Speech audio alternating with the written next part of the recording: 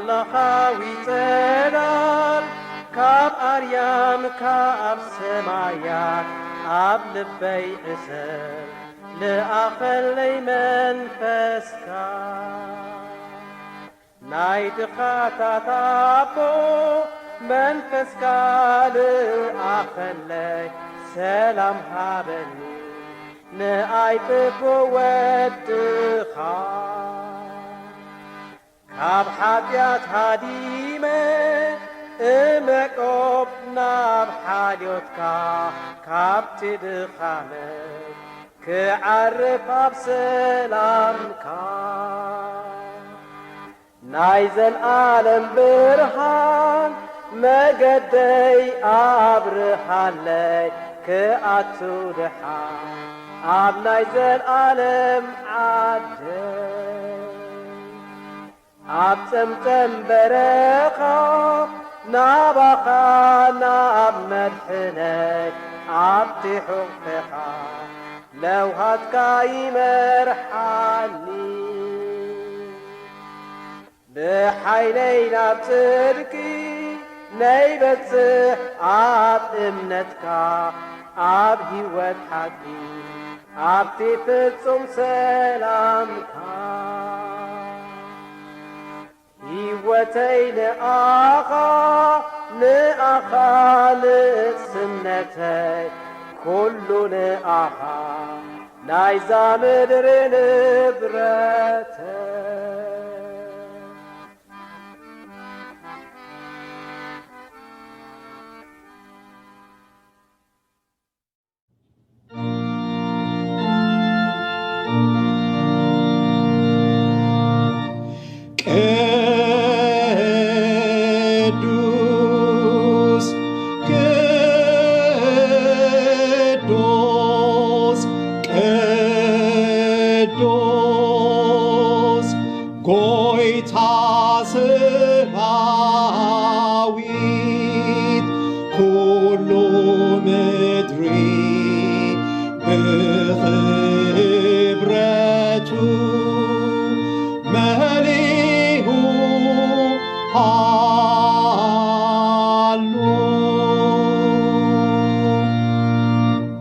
እግዚአብሔር ኣብ ቅዱስ መቕደስ ዘሎ ዝፋኑ ከዓ ኣብ ሰማይ እዩ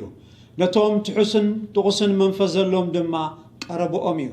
ጓይቶም ዝንስሑ ይሰምዕ ናብ ጸሎቶም ድማ ጸን ይብል ስለዚ ኣሚንና ናብ ዝፋን ጸጎ ንቕረብ ሓጢኣትናን ዕዳናን ድማ ከምዚ ኢልና ንተኣመን ኣነ ሽጉር ሓጥእ ምስ ሓጢኣት ተወለድኩ ሰብ ድሓር ድማ ብኩሉ ዘበነይ ببزح عينت حاتياتنا أخابت ديليمو بملوء لبي حاتياتي الناس زالخو وقدوس صادق أملاخ فقريز ملأك هابو ناخا العلو كل جيرين بتسعيد ما كم نفسي كم زي فتخو امنو لخو بحساب بقال بقبري ناخا قدوس تزازات كان عقبكو سلازي خمتن صدق خان كم بزحي حاتياتي تفرد كالي نايزل عالم كونني كم زقبأني بفلت علىه الجقنا تفكار السمياوي أبو نبخان زملسو كلهم هياو امنتك نام محرت كان نام مقبار مدحانينا يسوس كريستوس نزمحتسنو بحطياتهم نزناززو حطان بلوهات كان بتصقا خان كتقبلهم تسفهبكا نعتاتهم زبدلوخا كل يغرت بللهم حطياتهم دما كتو يتصبصبلو منيخا أنا مقدور حتى كا زي من توي نمسكنا قدوس سمكان كبرت نيلكا قدن قصلين كتمحرنن كل حطياتي دما خت حد قال لي بتصفق امينه لمنك كالخو حطياتنا انت تناززنا حطياتنا يقرخب لنا خب كل عمص اون كنصحنا امونن صادقنيو امين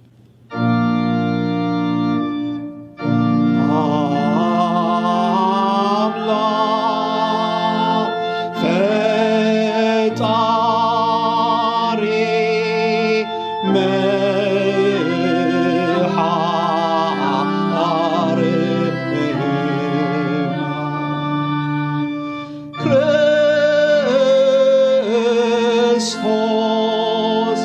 medha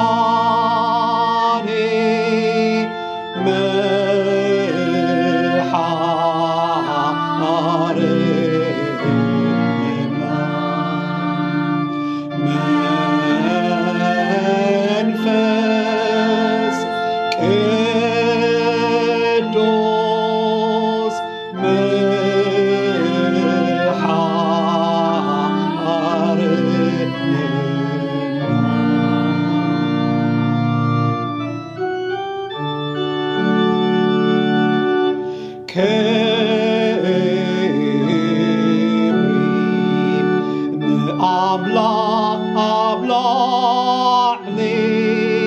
ሰላም ኣብ ምድሪ ንሰባት ስምረቱ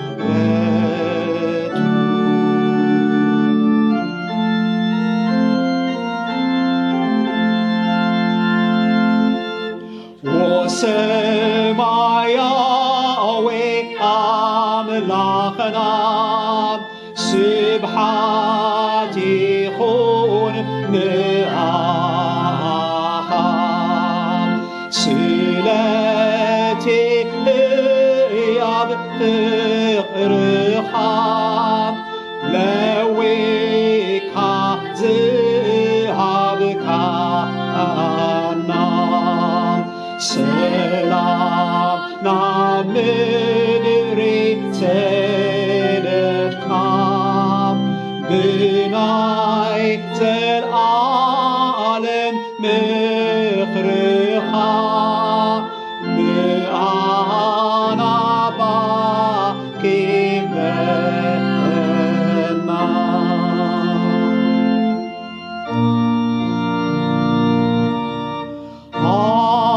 አምላኽ ምሳኻትኩም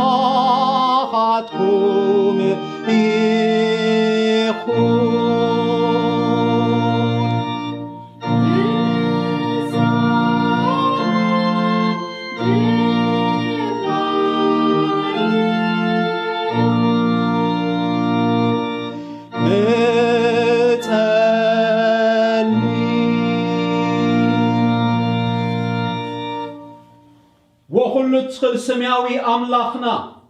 بيسوس كريستوس قويتانا حق زلو وأمنتن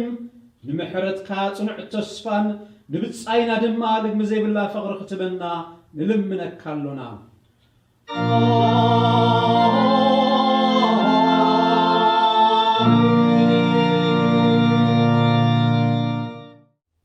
لبخم نار زيارير العلو نايلو نكفل مصحف قدوس كا سمع ملأختي ناب إبراويان معرف عسرتو كلتة كافق دي عسرتو شمونتي كسا عسران 4 زلو كم زيلي انببو نسخاتكم سي نابتي بإيز تنكن بحوي زنددن كرن ابتقات ألمات برهان نابك أنا ملخت نابتي إتهم نتيق اللي سمعوا وسيخو كيزاروم زلمنولو دمسي قالن أي بس أحكمن نساتهم انسسا أقوى نتخيرن انت تنكيوس بداربا امني يموت زبل تئزاز كيسأروو اي تخالومن موسى أقوى اي فرهن ام بدبد اللوخو كسع زبل اتترئيت كسع خندزي كنسع عندزي زي فره نبري نسخاتكم قنا ناب كرن سيون نابتا ختما هياو أملاخ سماياوت يروسالم نابتا ألافن ملاأختن يخوم زبس حكوم ناب قبائي كلو ناي محبرتهم اب سمايات تصحيفهم زلو بخرات ناي أملاخ فرات كله ناب منافستيتهم فصومات صادقان ناب يسوس ماكلاي حدش كيدان نابتي خبدم أبيل زحيشة زيزارب من صاقدمن بسحكم اللهم آمين حج حبيرنا امنت كريستنانا كمزيلنا نتأمن نحنا كله بنزخلق زي أبهي رابو فتار السماء المدرن نأمن علونا نحنا بحارود بقويتنا يسوس كريستوس منفس قدس تتأنسى كاب مريم دنجل التولدة زبم أنتيوس بيلاطوس كا حصار مكرات أجبه التسقلة زموته التقبره نفسي أول زورده بسالسيتي معلتي كموتان استنسى نفس سماي زعرجه أبي من تخل زخلق زي أبي ربو دما كف زبله كاوخان هياوانن نموتاتن كفر زملس نأمن علونا إحنا منفس قدس بحنت قدسني حواريات بيت كريستيان بحبرات قدسان بحدقات حطيات بتنسعي موتان بيوزل عالم نأمن علونا آمين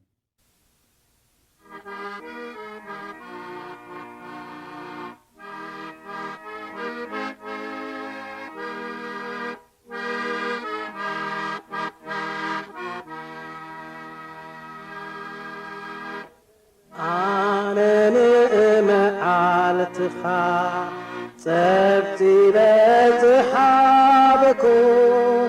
أنا ملو عدمخا እኸውን ሓላዊኻ ኣምላኸይ በለኒ ኣነ ንመዓልትኻ ሰብቲ በጽሓፍኩ ደጊምና ኣፈቃር ኣምላኽ ኣውድቆ ሓልዮትካ ናውሎዶ ይርኢ ወርትቅሙን ሓላዊ ዘስተብህል ድልየትካ ደጊምና ኣፈቃር ኣምላኽ ኣውድቆ ሓልዮትካ ምሕረት ኣምላኽ ጸግኡ ኪኸበካ እዮ ከይትዕንቀፍ ከብርሆ እግርኻ ኣብዚ ረግጾ ካብ ጉድኣት ክትሕሉ ምሕረት ኣምላኽ ጸግኡ ኪኸበካ እዩ ደጊም ትሕቲ ኣቦኻ ብህድኣት ትነብር ኣብ መገድኻ ብርሃን ኣብ ፍርሃትካ ውን ሰላም ኪህበካ እዩ ደጊም ትሕቲ ኣቦኻ ብህድኣት ትነብር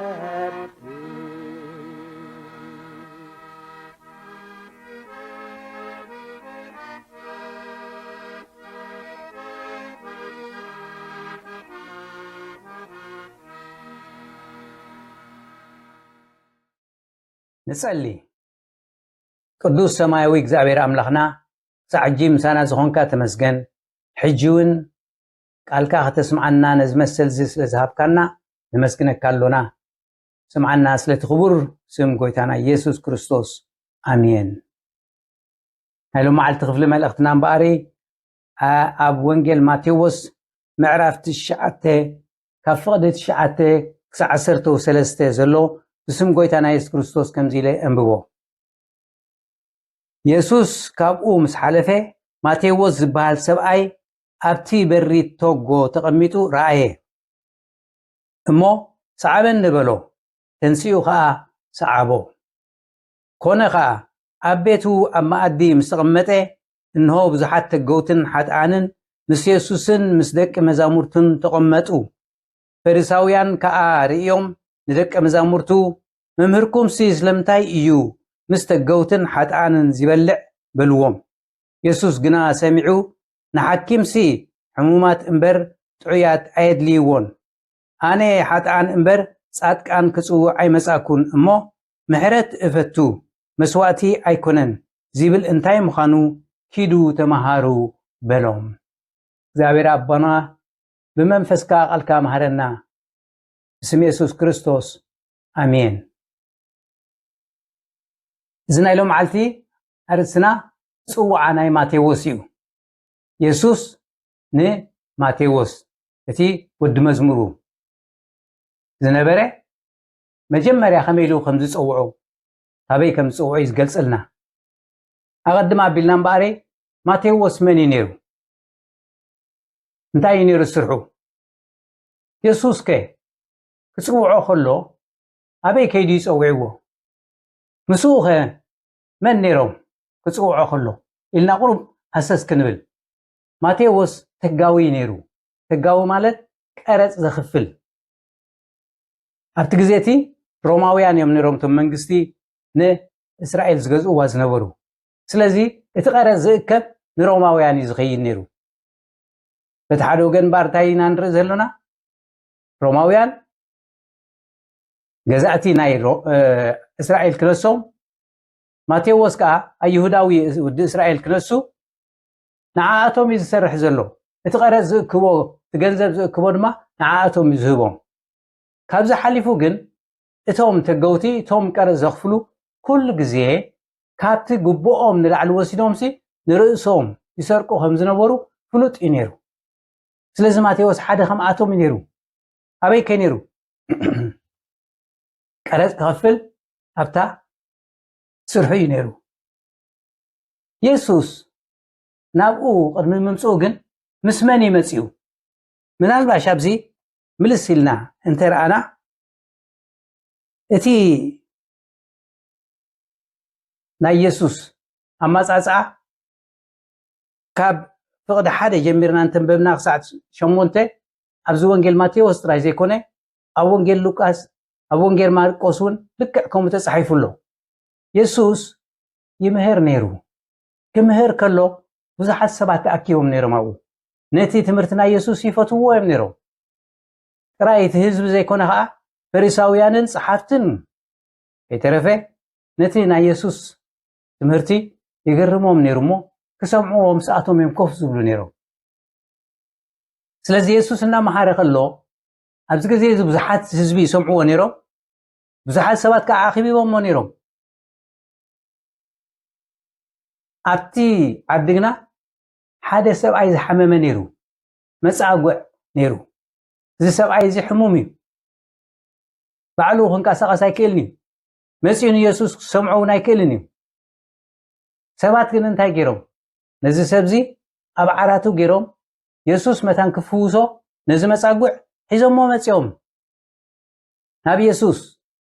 ባዕሉ ክመፅእ ኣይክእልን እዩ። እቲ መፃጉዕ ዝበሃል ሕማም እቲ ናይ ጅማውትኻ ኩሉ ኣካላትካ ክትንቀሳቐስ ከም ዘይትኽእል ዳርጋ ኣካላትካ ገሊኡ ውዱቕ፣ ገፅካ ውዱቕ፣ ባዕልኻ ክትበልዕ ክትሰቲ ኣይትኽእልን ኢኻ። ሰምዕን ትርእን እኳ እንትኾንካ ግን ሓይሊ ወይ ጅማት የብልካን፣ ውዱቕ ኢኻ፣ ካብ ሰብ እዩ ትፅቢትካ። ስለዚ ተሰኪሞም ኣብ ዓራቱ ከሎ እዮም ነዚ ሰብኣይ ናብ ኢየሱስ ዘምፅዎ ዘለዉ። ናብኡ ምስ መፅኡ ህዝቢ ብዙሕ ነይሩ፣ ክቕርቦ ናብ ኢየሱስ ኣይከኣሉን። ስለዚ እንታይ ገይሮም? ነቲ ገዛ ነቲ ናሕሲ ኣፍሪሶም ነቲ ሰብኣይ ኣብ መፃጉዕ ዘሎ ተሓመመ በቲ ናሕሲ ኣውሪዶም ናብ ኢየሱስ ኣምፂኦሞ መታን ክፍውሶ ኢየሱስ ክፍውስ ክእል እዩ ኢሎም ስለዝኣመኑ ከምዚ ገይሮም ኣምፂኦሞ። ኢየሱስ ምስ ረኣዮ እንታይ ኢልዎ? ኩሉ ግዜ ስለ ዝድንግፅ መጀመርያ ሓጢኣትካ ተሓዲጉልካ ኢልዎ። ኣብዚ ግዜ እዚ እቶም ሰባት ኣብኡ ኣለዉ። እቶም ጸሓፍትን ፈሪሳውያን ዝበሃሉ ድማ ነቲ ቃል ኣምላኽ ዝፈልጡ፣ ነቲ ብሉይ ኪዳን ዝፈልጡ፣ ነቲ ሕግታት ናይ ሙሴ ዝፈልጡ ፈላጣት ዝበሃሉ ኣብቲ ቤተ መቕደስ ዘገልግሉ ነዚ ምስ ሰምዑ ኮርዮም። ስለምንታይ ሓጢኣትካ ተሓዲጉልካ ዝብሎስ እዚ መን ኮይኑ እዩ? ኣብቲ ወንጌል ሉቃስን ወንጌል ማርቆስን እንተለኣና እዚስ የላገፅ ዘለዎ ብሸካ ሓደ እግዚኣብሔር ካልእ ሓጢኣት ክሓድግ ዝኽእል የለን እሞ ዝኸ ከመይ ኢሉ ደኣ እዩ ደፊሩ ከም ዝብል ኢሎም ብልቦም ኮርዮም። ኢየሱስ ከዓ ፈሊጥዎም ኣሎ። እዞም ሰባት እዚኣቶም ኣብኡ ዝመላለሱ ንኢየሱስ ዘረብኡ ክሰምዑ ዝደልዩ ግና ኸ እቲ ዝፈልጥዎ እቲ ኣብ ትንቢት ዝተባህለ ኣብ ማእከሎም ሕጂ ከም ዘሎ ተስተውዕልዎ ይከኣሉን። ካብዚ ዝኸፍእ ነገር የለን። ኢየሱስ እናተዛረበና ከሎ ኣብ ቤተ ክርስቲያን ቃሉ ንሰምዕ፣ ኣብ ቤትና ኮነ ቤተ ክርስቲያን ኮነ ኣብ ትምህርቲ መጽሓፍ ቅዱስ ኮነ ቃሉ ንንብብ፣ ካብ ሰባት ኣምላኽ ንሰምዕ። ኢየሱስ ኩሉ ግዜ ይዛረበና እዩ። ነቲ ዝዛረበና ግን ነስተውዕሎ ዲና? ወግሕን ፀብሐን እቲ ኣምላኽ ክንከይድ ንኽእል ኢና። ኩሉ ግዜ ግን ከነንብቦ ንኽእል ኢና። ቃል ኣምላኽ እውን ሰምዕ ንኸውን ኢና ብዝተፈላለየ መንገዲ። ግን ነስተውዕሎ ዲና? ህያው ወዲ ኣምላኽ ምዃኑ ጥራይ ንፈልጦ ዲና ወይስ ሰሚዕና ኣብ ልብና ነስፍሮ ኣብ ልብና ስፊርና ኸ ኣብ ህይወትና ንትርጉሞ ዲና እዞም ሰባት እዚኣቶም ከምዚ ብምባሎም ብምሕሳቦም ቅንዓት ናይ ኣምላኽ እዩ ዘለዎም ናይ ኣምላኽ ሰፈር ወሲዱ ብምባል ኢየሱስ ከዓ ልብን ቆላሊትን ዝምርምር ዝፈልጥን ስለ ዝኾነ ንኣቶም እንታይ ዝብሎም ስለምንታይ ኢኹም ከምዚ ተሓስቡ እዩ ዝብሎም ዘሎ ንምንታይ ብልብኹም ክፉእ ተሓስቡ ኣለኹም ኣየናይ ይቐልል ሓጢኣትካ ተሓዲጉልካ ምባል ዶ ወይስ ተንስእ እሞ ኪድ ምባል ሕቶ ንምንታይ ኢኹም ከምዚ ተሓስቡ ሓጢኣትካ ተሓዲጉልካ ምባል ዶ ይቐልል ወይስ ተንስእ እሞ ኪድ ምባል እዩ ዝብሎም ዘሎ እንታይ ዝምህሮም ዘሎ ሓጢኣትካ ተሓዲጉልካ ኢለ ኣነ ግን ወዲ ህያው ኣምላኽ ምዃነይ ክትፈልጡ ኣይከኣልኩምን ከተስተውዕሉ ወይ ከኣልኩምን ንዓኹም ዝኸውን ምስ በዓል እምበር ክህበኩም ተንስእ እሞ ኺድ ምባል ዶ ቀልል ኢሉ ክልቲኡ እናወዳደረ ይቕርቦም እዩ ዘሎ ይሓቶም እዩ ዘሎ ግን የረድኦም ከዓ እዩ ዘሎ ኣእምሮ እንተልይዎም ትሕትና እንተዘልዎም ክሰምዖ ግባእ ኢየሱስ ብድሕሪ እዚ እንታይ ገይሩ ነቲ መጻጉዕ እንታይ ኢልዎ ንወዲ ሰብ ግና ሓጢኣት ክሓድግ ኣብ ምድሪ ስልጣን ከም ዘለዎ ምእንቲ ክትፈልጡ ይብሎም ኣሎ ምእንቲ ንስኻትኩም ክትፈልጡ ይብሎም ኣሎ ነቲ መጻጉዕ ተንስእ እሞ ዓራትካ ኣልዒልካ ናብ ቤትካ ኪድ በሎ ስለዚ ንሳቶም መታን ከኣምኑ ብዓይኖም ዝርእይዎ ዘለዉ ተኣምራት ይገብር ኣሎ ነዚ ሪኦም ከዓ ወዲ ኣምላኽ እዩ ኢሎም እንተኣምኑ ስልጣን ኣሎኒ ኣብ ምድሪ ይብሎም ኣሎ ነዚ ከዓ ንስኻትኩም ስለ ዘይተኣምንዎ ንዓኹም ዝኸውን ከዓ መረዳእታ ከዓ ህበኩም ኣለኹ ተንስእ እሞ ዓራትካ ኣልዒልካ ናብ ቤትካ ኺድ ኢልዎ እዚ ተኣምራት ዝርኦም ጎይታና ኢየሱስ ክርስቶስ ለጠቕ ኢሉ ኣብቲ ደረጃ ናይ ወዲ ሰብ መፅኡ ዘረድእ ክሳዕ ክንዲዚ ነዚኦም ተረርቲ ልቢ ንዕኡ ከዓ ውቕስዎ ክነሶም ንዓኣቶም ከይተረፈ ነፍሶም እንተድሓነት እምነት እንተገበሩ ኢሉ ክሳዕ ክንዲዚ እዩ ምስኣቶም በቲ ናቶም ደረጃ ነቲ ሰብኣይ ክፍወስ ዝገበረ ብቐዳምነት ግን ብዛዕባ ነፍሳት እዩ ዝዛረብ ጎይታና ኢየሱስ ክርስቶስ ብቐዳምነት ግን ብዛዕባ መንግስቲ ኣምላኽ እዩ ዝዛረብ ጎይታና ኢየሱስ ክርስቶስ ንዓኣቶም ከረዲ ኢሉ ግን እዚ ከዓ ገይሩ ኩሉ ግዜ ደንጋፂ እዩ ብፅቡቕን ብጥዕናን ክንነብር ድሌት ዘለዎ እዩ ተኣምራት ክንርኢ ግድን ኣየድልየናን እዩ ኣድላይ እንተኮይኑ ኸ እንተመፃና ኸ ጎይታና ኢየሱስ ክርስቶስ በቲ ደረጃ ናይ ዝኸደና ኣይሓድገናን እዩ እቲ ኣብኡ ዝነበረ ህዝቢ ሕጂ ፈሪሁ ቁርብተይ ይብለና ኣብ ወንጌል ማቴዎስ ፈሪሁ ንኣምላኽ ድማ ከምዚ ዝበለ ስልጣን ንሰብ ብምሃቡ ንኣምላኽ ኣመስጊኖም ኣምላኽ ሲ ነዚ ሰብኣይ እዚ ከምዚ ኣምሰለ ስልጣን ስለ ዝሃቦ ኢሎም ንኣምላኽ ኣመስግኑ ይብለና ኣብ ወንጌል ሉቃስ ድማ ኩሎም ሰንበዱ ንኣምላኽ ኣመስገንዎ ሎሚ ግሩም ነገር ርኢና ሎሚ ጽቡቕ ነገር ርኢና ኢሎም ከዓ ፍርሃት ሓደሮም ይብለና ኣብ ወንጌል ሉቃስ ኣብ ወንጌል ማርቆስ ከዓ ኩሎም ተደነቑ በቲ ተኣምራት ዝተገብረ ሽዑ ከምዚ ዝመሰለስ ከቶ ኣይረኣናን በሉ ንኣምላኽ ግን ኣመስገኑ ስለዚ እዚ ነገር እዚ ንኽብሪ ኣምላኽ ኮይኑ ጎይታና ኢየሱስ ክርስቶስ ዝገብሮ ኩሉ ግዜ ነብኡ ይኽብር እቶም ሰባት ከ ንእግዚኣብሔር የመስግኑ እዞም ሰባት እዚኣቶም ባሬ ብዙሓት ህዝቢ ተኣኪቦም ከለው እዩ ጎይታና ኢየሱስ ክርስቶስ ካብዚ ኣብ ሰለስቲኡ ወንጌል ተረኣና ናበይ ኸይድ ሕጂ ናብ ማቴዎስ መንገዱ ይቕፅል ንማቴዎስ ከዓ ኣበይ ይረኽቦ ኣብ ስርሑ ማቴዎስ ከዓ ኣብ በሪ ተጎ ተቐሚጡ برأيه أبسرحه أبتعولو قرص كخفل عقويتنا يسوع كريستوس مسيو صعبني أنت قالع صعبني بلو ماتيوس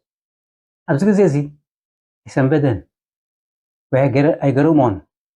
وين دحريت كل حيبلن الحنسع دلهبني نزين كودل ويكم زخ قبر ويكفانا أيبلن صعبني مسبلو ماتيوس يسوس سعيبوه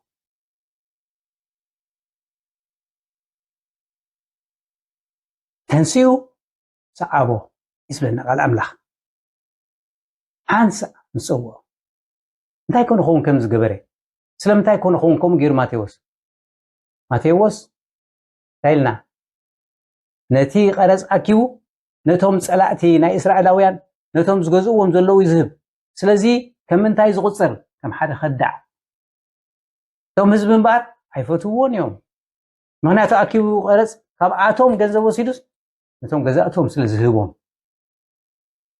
ቶም ከም ዝኣመሰሉ ሰባት ኣይፍትዋት እዮም ነይሮም ብፖለቲካ ኣይሰማምዑን እዮም ኣብ ርእሲኡ ገንዘብ ከም ዝሰርቁ ፍሉጣት ስለ ዝኾኑ ኣብቲ ቤት መቅደስ ከይዶም ከምልኹ ኣይፍቀደሎም ነይሩ ከምዚኦም ዝኣመሰሉ ቶም ተገውቲ ኣይፍቀደሎም ነይሩ ዮሃንስ መጥምቅ ሓቲቶሞ ቶም ተገውቲ መፂኦም እሞ እንታይ ንግበር ኢሎሞ ተነስሑ ተጠመቁ ካብ ግቡእኩም ንላዕሊ ኣይትውሰዱ ጉድ ነይሩ ከም ዝወስዱ ከም ዝሰርቁ ኣይትስረቁ ግቡእኩም ጥራይ ውሰዱ ኢልዎም ዮሃንስ መጥምቅ ከይተረፈ ግን ከም ዝናገሩ ሃብታማት እዮም ነይሮም እቲ ሃብቲ ዘምፅዎ ከዓ ብኸመይ ከም ዝኾነ ፍሉጥ ነይሩ እቲ ህዝቢ ስለዚ እቲ ህዝቢ ኣይቀርቦም ነይሩ እቲ ህዝቢ ኣይፈትዎም ነይሩ እቲ ህዝቢ ይፍንፍኖም ነይሩ ከምልኹ ምስኣቶምን ኣይፍቀደሎም ነይሩ من نيرو خمزة خالق سب أبقى لهم لحن ذكره ذكيوس أبتام سب أي نيرو يسوع كنا آخر يودل نيرو سب مسبز حيها أبقرب تسألو يسوع كريو مسام كل كله يسوع كا ذكيوس نعورد لومي أبيت كا إنه علينا نزابيت زي أمل حن كرلا إلو كويتانا يسوع كريستوس ذكيوس كا فرق جنزبي ندخاتات هب تبدلكو دما تتغاغيخو دما 4 عصف خفل إلو فرقي يهب بلو تأمامين يو 4 عصف دا خبيكم صيب دحراي ده الفرق يو زبلو زلو يفلت يو زي كونه قد مولي هوتي الناس راح كون قبل كله لوطي اب هوتو سلازمصي نيسوس سلاستقبلو يو يناسا حيزلو كمو ترا غيرو سو ايبلن ابيتو غي ابي بعل غيرو سبات قديمو يسوس قديمو ماتيوس انتا غيرو صعبو تراي كونن زبلنا ابو خيدو انتا غيرو ابغزو وراي غيرو ጉዳይ ገይሩ መግቢ ምሳሕ ዕድመ ገይሩ ኣብቲ ዕድመ ከዓ መን መፅዮም እቶም ከምኡ ተገውቲ ኣብኡ መን መፅዮም እቶም ዓቕሚ ዘይብሎም ድኻታት ሓጢኣተኛታት ዝበሃሉ በቲ ህዝቢ ፍንፉናት ዝበሃሉ ኣብቲ ቤት ምስ የሱስን ደቂ መዛሙርቱ መፅዮም ይበልዑን ይሰቱን ነይሮም እቶም ጸሓፍትን ፈሪሳውያንን ግን ኣብዚ ግዜ እንታይ እዮም ዝብሉ ስለምንታይ እዩ መምህርኩምሲ ምስ ተገውቲ ምስ ሓጥኣንን ዝበልዕን ዝሰትን ኢሎም ይሓትዎ ፈሪሳውያን ካርዮም ደቂ መዛሙርቱ መምህርኩምሲ ስለምንታይ እዩ ምስ ተገውትን ሓጥኣንን ዝበልዕ በልዎም የሱስ ግና ሰሚዑ እንታይ ይብሎም ሽዑ ንሓኪምሲ ሕሙማት እምበር ጥዑያት ኣይድልይዎን ኣነ ሓጥኣን እምበር ጻድቃን ብፅውዕ ኣይመጻእኩን ዓብ መልሲ እንደገና ዝህቦም ዘሎ ኣይተመልሱም ኣብ መወዳእታ ድማ እንታይ ይብል ምሕረት እየ እፈቱ ኣነ ምሕረት እየ ዝፈቱ መስዋእቲ ኣይኮነን ዝብል እንታይ ምዃኑ ኪዱ ተምሃሩ እንታይ እዩ ዝብሎም ዘሎ ኣብቲ تفلطوينا تلو بلوي كيدان أب تنبيت هوسي معرف شدشته فقد حموشته انتهى يزبل بزلو مهرات فتو مسوعتي كونن كابز حرر مسوعتس فلتت أملاخ فتو نسخاتكم زنقبر لنا تنقبر لنا تلو مسوعت نقرب لنا قبونا نقبر لنا تلو نعم لها كنت فلت وديهم اتي بتنبيت ستبهارخا يفصم الله حجي كاب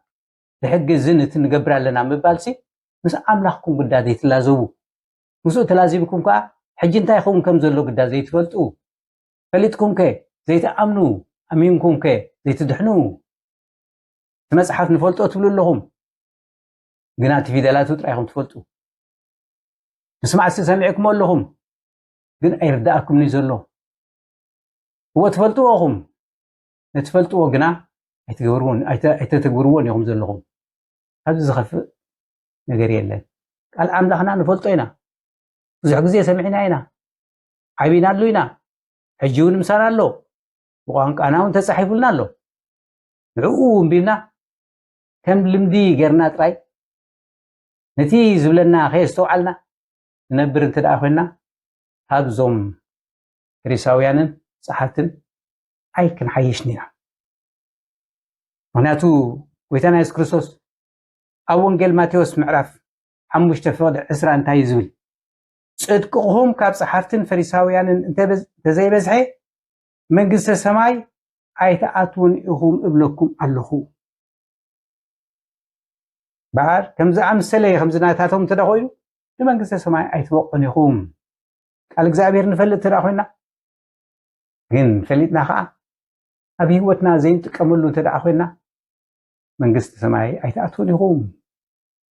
ነቲ ትፈልጥዎ ነቲ ተኣምንዎ ንበርሉ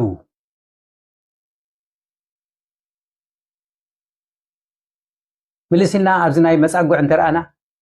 كل جزء أبتبولي كده انتهي نيرو هذا سب حمام كونه كله مدناس كونه محنكاس كونه أنت أقوانا فو أبيوتو خلبر كلهم زيلوسي صعبين نايت حتى أتيوز بهال أمنتيو نيروم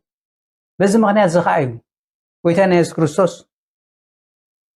نتي أونجيل يوحنس معرف شعته فقد خلته تايبل نتي بعورو زتولده دايلهم حديثهم نسوديو بدلو ويسي ولدو بعورو زولسي حتيات ناي تدرو ديو ويسي ناتو حتياتيو إلهم حديثهم نسو غان تايزو بلو نسو هيبدلن ولدو هيبدلون تايدا جبري أملاخ أبو متان كرئي إيو يبلو نتي 38 عمت زحممه أبدق أباقع في بحموش تقبلا يروز التسرح بوتا مصر خوانت سبعي 38 عمت زحممه تحودوا تدلي خايلو نسوا وقويتاي جن زمايي كنقاسقس كلوسي أبوز وسدني يلبون سلازي من كحجزني قالوا كيدهم قدمي أو حصوبهم نساتهم حاويو أنا جن تحجزني يبلين يبلو شو قويتنا يسوع كريستوس نتايلو تنس عراتكا العلكا كيد بلو إذن تاين عند رزلنا ويتانا يسوع كريستوس كم زفوز زلو أسئلو جن السبعة زي يسوس أبيت مقدس رخيبو شو يسوس تايلو نو حويخا كابزي زقدد كيرخ بكاس تمليسكا أي تبدل تايزولو زلو حجي حويخا لغا كابزي زقدد كيرخ بكاقن دقنا أي تبدل انت بدلكا سعبين اللو مالدي انت بدلكا تحمم لها بسنك بدلكا حمام اللو دي اللو زعبي حمام ينايو كابزيز قدد ካብዚ ዝኸፍእ ናይ ዘለዓለም ጥፋት ኣሎ ኣይትበድል መገዲ ኣምላኽ ኪድ ሕጂ ተፈዊስካ እናኻ ሕሪኡኸ መገዲ ቁኑዕ መንገዲ ኺድ ህይወትካ ከዓ በቲ ኣምላኽካ ዝፈትዎ መንገዲ ብኡ ኺድ ኢሉ እዩ ምዕደይ ዘሎ ነቶም ብእምነትን በቲ ናይ ሓቂ መንገድን ዘይከዱ ካብዚ ዝገድድ ኣሎ ናይ ገሃነም ሓዊ ኣሎ ስለዚ ተመሊስካ ኣይትበድል እዩ ዝብሎ ዘሎ ጎይታና ኢየሱስ ክርስቶስ ኣብዚ መፀዋዕታ ናይ ማቴዎስ ክንርኢ ከለና ሰብ ከም ዘይፈላለይ ነቶም ብሰብ ፍንፍናት ሰብ ዘይቀርቦም ሰራቕቲ ዝበሃሉ ብፖለቲካ ከዓ ምስ ህዝቢ ዘይሰማምዑ ከይተረፈ ኸይዱ ሰዓበኒ ንዓና ዓብ ትምህርቲ እዩ ንሕና ኣብ ቅድሚ እግዚኣብሔር ሓጥኣን ኢና ግን ነቲ ሓጢኣትና ኣይኮነን ዝርኢ ምክንያቱ ንሱ ፀጉኡ ገይሩ ሓጢኣትና ይቕረ ኢሉ መሳርሕቱ ክገብረና ኩሉ ግዜ ዝፅዋዓና ሰዓበኒ ይብለና መዓስ ሎሚ ኣበይ ዝብለናኹም ኣብዛ ዘለና እያ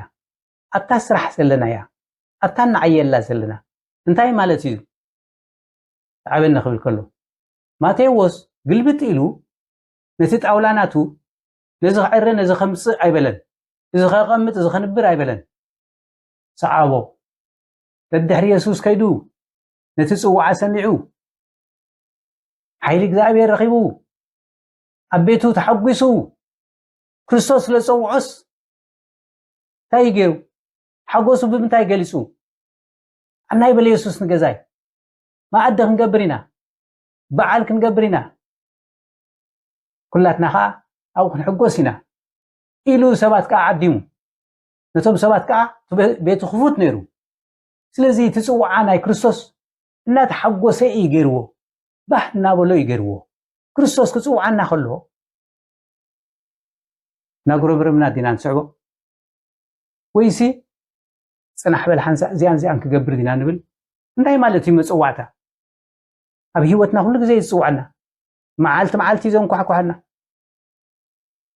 እንታይ እናበለ ሰዓበኒ ክንወፍር ከለና ናበይና ንኸይድ ኣብ ስራሕና ኣብ ትምህርትና ኣኼባ ፅቡቅ ግን ንክብሪ ኣምላኽ ዲና ንውዕል ሽዑ በቲ ኣምላኽ ሰዓበኒ ዝበለና በቲ ብጎይታና ኢየሱስ ክርስቶስ ገይሩ ዝመርሓና መንገዲ ብኡ ዲና ንኸይድ ሂወትና ኸ የንፀባርቕ ድዩ ነቲ መፀዋዕታ እንገብሮ ዘበለ ኩሉ እንሓስቦ ዘበለ ኩሉ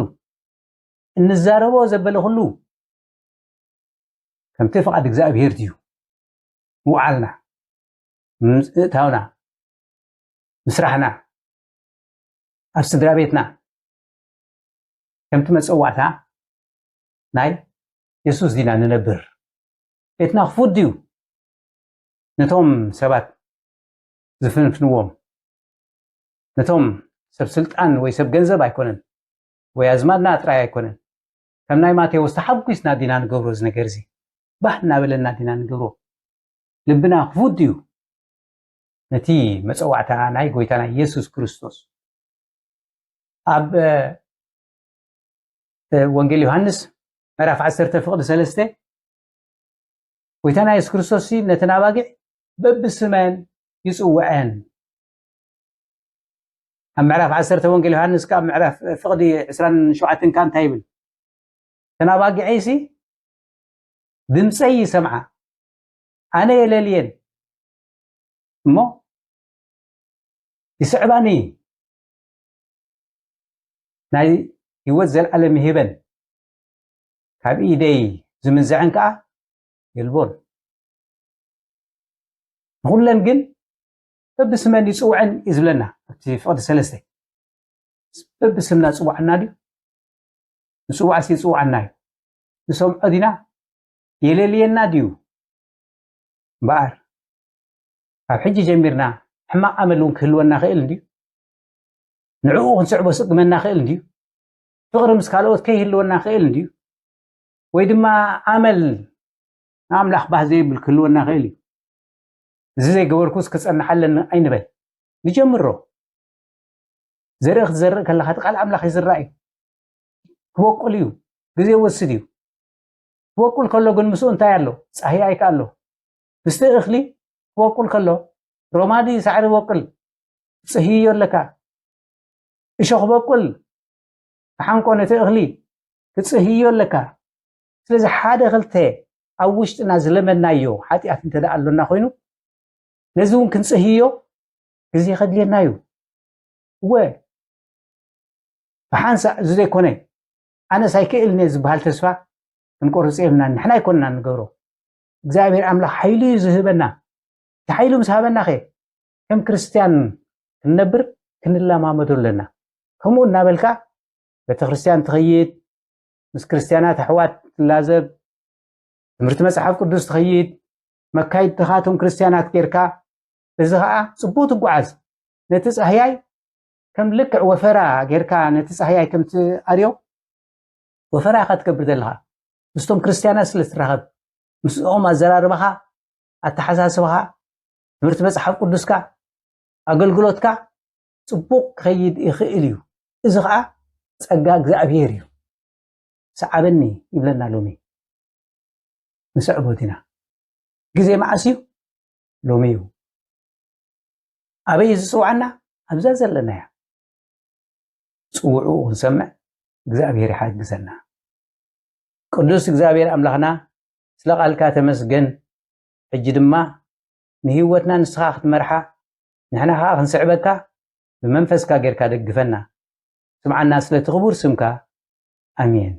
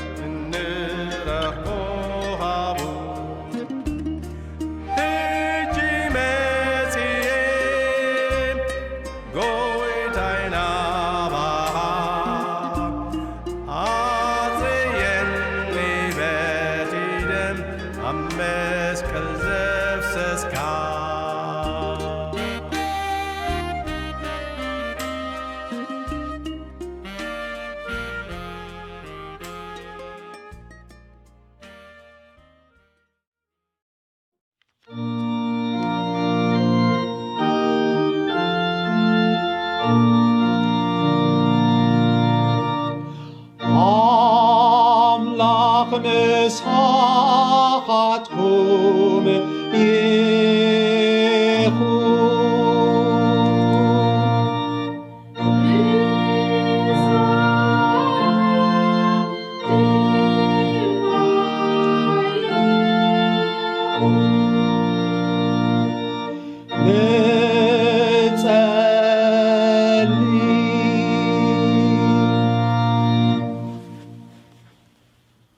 وزر عالماوي كل زكالك كأملاخ ناي كل فتارن حلاونا بخان مهللالونا سليسوس كريستوس الكام حرنا حتياتنا ونا يتذكر بمنفس قدس كا قدسنان نغسنان كم قال كا بقدسا كايدا خنملالس بصقا خردانا دبيت كريستيان كا بقال كان بقدسات مستيرات كان اكبا اصنعيان حلوان نتوم بتصلماتن موتن عرتن تأثيرهم زلو كل محزاب محرم برهانن هيوتن كرخبوخا اتزلحن تصقخا بونجيل هابهم نقدس سمكان نخبرتن يلكا نحنا كلنا دما بدحان كنبر كلهم مرحتي بارخن حلون بايتو منقست زبله بارخ نبرس سلامن دحانن اوردلنا طعين تقمن ايران فسلنا ፀሐይን ማይን በብእዋኑ ሃበና ኩሉ ግብርና ቅንዕን ጽቡቕን ክኸውን ምኽሪ ክርስትና ሓብረልና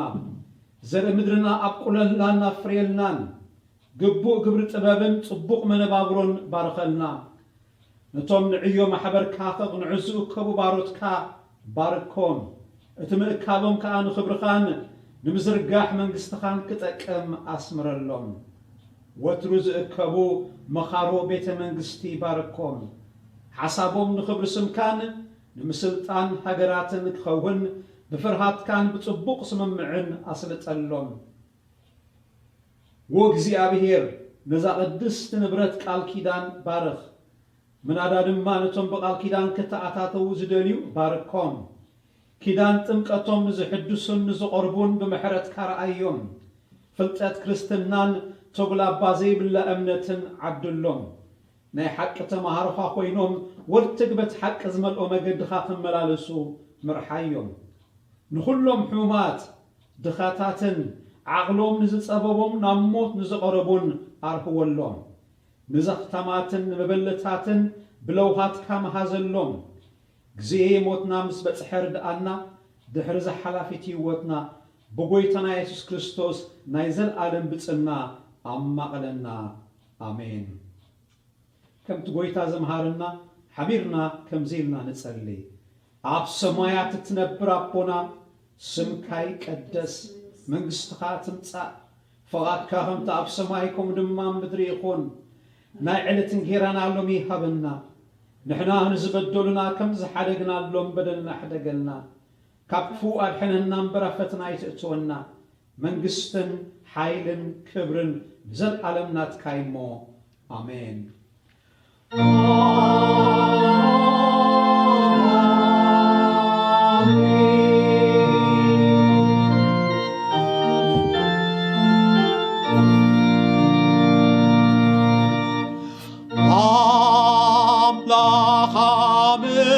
مسكنون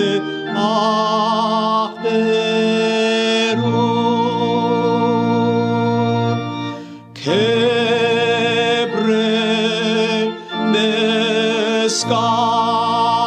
مسكنان نؤهيخون هاليلويا هاليلويا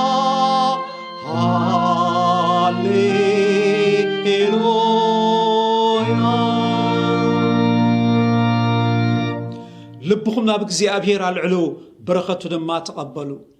እግዚአብሔር ይባርክኩምን ይሐልኩምን እግዚአብሔር ገጽ ይብርሃልኩም ጸጋው ድማ ይሃብኩም እግዚአብሔር ገጽ ይምለሰልኩም ሰላሙ ድማ ይሃብኩም ብስም እግዚአብሔር አቦን ወድን መንፈስ ቅዱስን ሓደ አምላኽ አሜን አሜን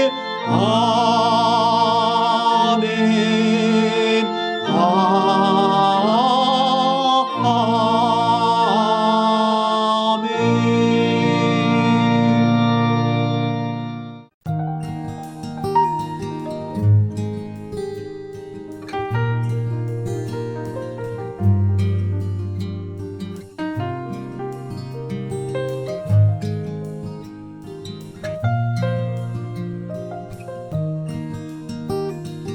አደአሎ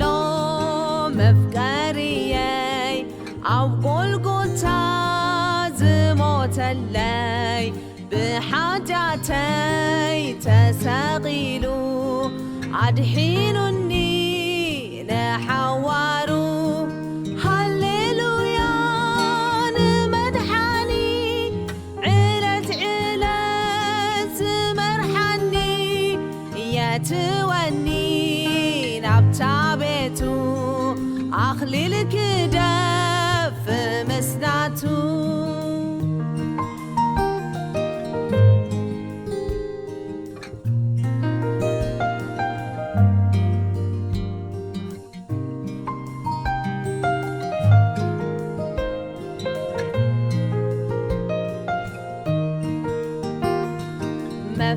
መፍቀርየይ ብርቱዕ ጎይታ ሓይሉነ ኣይጽኑዕ ዋልታ ኣብ ምድርን ባሕርን ገዛኢ ንዝልምኖ ረዳኢ ሃሌሉያ ንመድሓኒ ዕለት ዕለት ዝመርሓኒ የትወኒ ናብታ ቤቱ ኣኽሊል ክደፍ ምስናቱ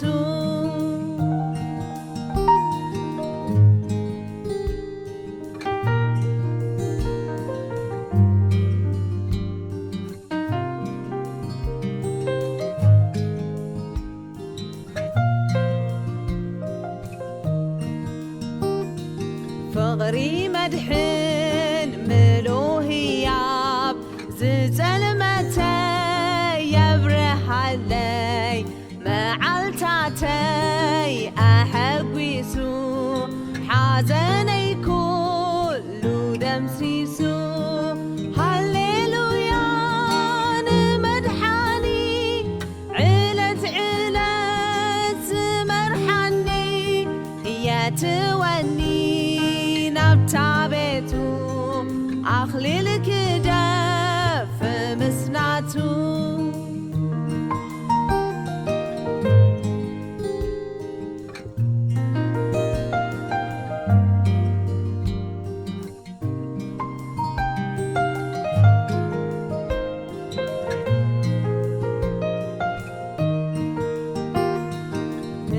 ንኣሓወይ ምሳይ ዘምር ይዕድመካ መድሓኒ ዘይብቑዕ እኳ እንተኾንካ ጸጋናቱ ይኣኽለካ ሃሌሉያ ንመድሓኒ ዕለት ዕለት ዝመርሓኒ የትወኒ ናብታ ቤቱ أخليلك دف مسناتو